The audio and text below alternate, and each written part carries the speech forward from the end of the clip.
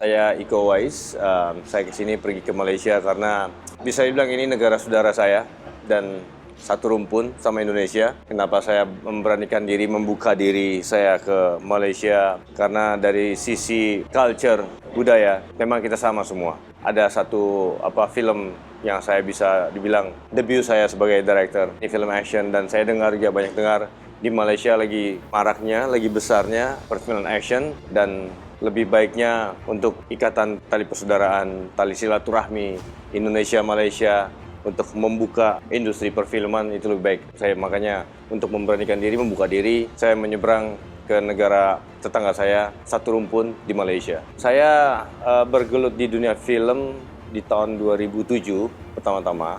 Karena memang ada salah satu director dari Inggris, dia dari Wales, namanya Gareth Evans. Dia seorang sutradara dan kebetulan dia mempunyai istri half Indonesia, half Japanese, dan dia ingin lebih tahu tentang martial arts Indonesia. Dia pergi ada beberapa tempat, beberapa lokasi di Indonesia, di daerah Sumatera, Jawa Barat, dan Jakarta di mana saya tinggal. Dan kita ketemu, saya dikenalkan di dunia industri film ini dari Gareth.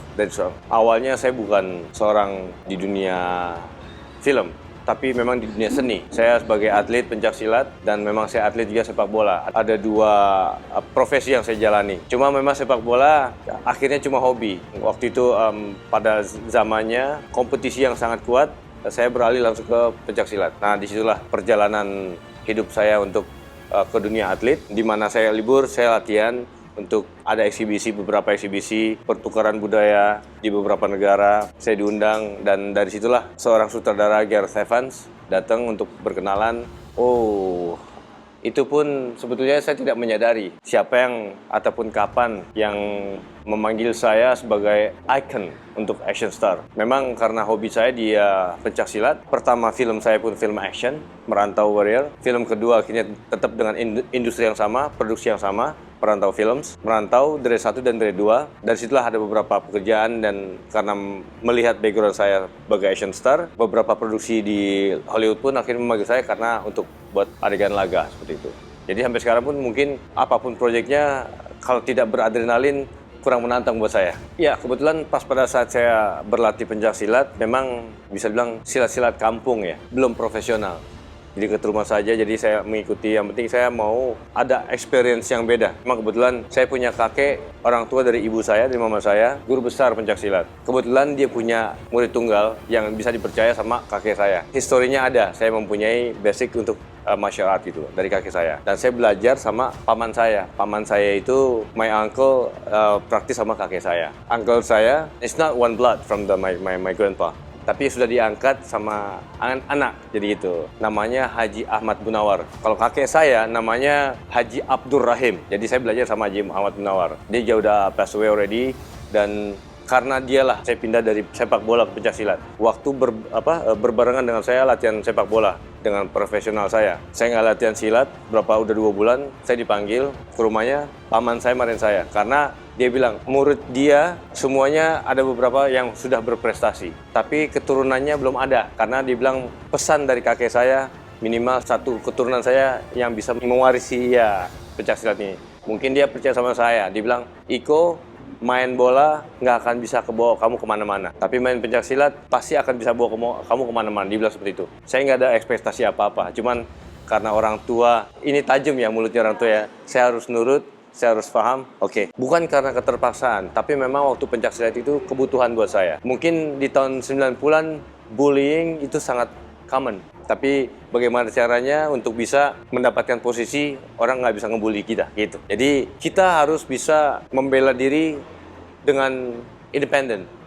Bukannya kita harus mendapatkan bantuan dari sekeliling. Jadi di Indo ataupun di negara tempat-tempat yang lumayan gero, bagaimana caranya kita bisa bertahan hidup itu arti yang sangat luas, bertahan hidup. Balik lagi kalau ditanya kenapa Iko, wallahu a'lam bishawab, saya juga nggak bisa ngejawab karena saya. Itu balik lagi rezeki, kalau di kita muslim, rezeki mau jodoh itu cuma Allah yang ngatur. Cuman saya bilang dikasih kesempatan, dikasih kepercayaan sama Allah, saya jalankan. Percayaan nomor satu. Kenapa dia memilih kita Asia? Sekarang balik lagi. Michelle Yeoh, Henry Golding, Malaysia. Mereka melihat sesuatu yang seksi sekarang. Dia baru melihat akhirnya di ujung matanya mereka ternyata banyak bibit yang tidak terlihat oleh mata kasat gitu dari pihak mereka. Ini sesuatu yang beda dari Hollywood stuff. Mungkin kalau buat action segala macam, mereka punya budget explosion, banyak car chase, tapi buat dari segi fighting mereka cuma punya pukul-pukul dan nggak ada dance. Pas kita masuk ranahnya mereka, warnanya mereka dari masing-masing scene film, akhirnya ada yang perbedaan buat mereka. Itulah yang mereka cari sekarang ini. Explosion, car chase, wow, itu mewah. Tapi seninya mereka nggak ada. Cara kerja, saya bilang sih mungkin jam waktu ya. Waktu kerjanya mereka sangat disiplin dan mereka sangat hormat dengan waktu kerja semua kru juga dan sangat mahal. Karena kita juga punya union, punya ada SEC. Tim fighternya pun dia punya SEC-nya. Nggak bisa disembarangin dan misalkan lewat waktu pun mereka ada perhitungan. Ya pasti otomatis fasilitas juga terjamin sama mereka. Seperti itu kalau di Hollywood, pasti otomatis. Karena balik lagi, budget. Ini sih makanya sangat complicated buat saya dan huge challenge for me. I mean, biasanya saya sebagai aktor, saya hanya sebagai puppet. Jadi direktur bilang apa, saya lakukan. Dialog seperti apa, saya lakukan. Tapi di sini, kenapa saya terima tantangan ini, challenge ini? Saya mau mengeksplor apa yang sudah saya alami sebelum-sebelumnya saya sebagai puppet. Kalau puppet, mungkin direktur mempunyai visi dan misi yang beda untuk aktor. Tapi pada saat kita beraksi di depan kamera, ada di mana masa kita tidak begitu yakin dengan diri kita sendiri, tapi sebagai direktur udah aman. Tapi kita mau mengeksplor lebih, ataupun kita mau bisa improvisasi, tapi dalam acting. Kalau buat fighting, itu tidak mungkin untuk improvisasi karena koreo sudah ditentukan kan. Itu akan menjadikan berbahaya buat aktor dan stunt. Dan tantangan kita syuting di hutan di Indonesia, di Bandung, ada di daerah di atas. Tantangan kita cuaca, kita di atas. Maksimum itu kita syuting kurang lebih 5-6 jam saja. Yang kita harapkan 12 jam. Soalnya di atas jam 12 awan sudah mendung sampai sore hujan. Jadi tantangan kita memang sama cuaca. Sedangkan waktu pas pertama kita reki tempat itu seharian aman banget. Pada saat kita syuting risaunya juga kan karena masalah budgeting dan target kita syuting. Itu dia mengganggu mood pemain dan mood pasti otomatis saja manusia biasa. Saya sebagai karakter fokus segala macam, berdialog dengan adegan, semua adegan saya alami. Boom, selesai. Pekerjaan saya sebagai Timur bukan pergi ke hotel, tapi harus balik lagi ke belakang monitor. Jadi harus ada beberapa kepribadian yang harus saya switch gitu loh. Kenapa? Karena ini salah satu bisa dibilang hasil karya yang sangat tulus, it's really sincere, jujur, dan saya mau mengeksplor ini film action dan tentang persaudaraan. Ada beberapa perbedaan, kita ada warna kulit, ada perbedaan rambut, tapi di situ saya bilang, di Timur, walaupun Timur, di Jawa, dimanapun tempat, walaupun kita tidak sedarah, tapi kita saudara. Seperti itu. Jadi kenapa saya datang ke Malaysia, saya bersilaturahmi ke negara tetangga, dan ini pun saudara. Seperti itu. Assalamualaikum, Iko Uwais. Jangan lupa saksikan Timur tanggal 1 Januari 2026 di Pawagam, Malaysia.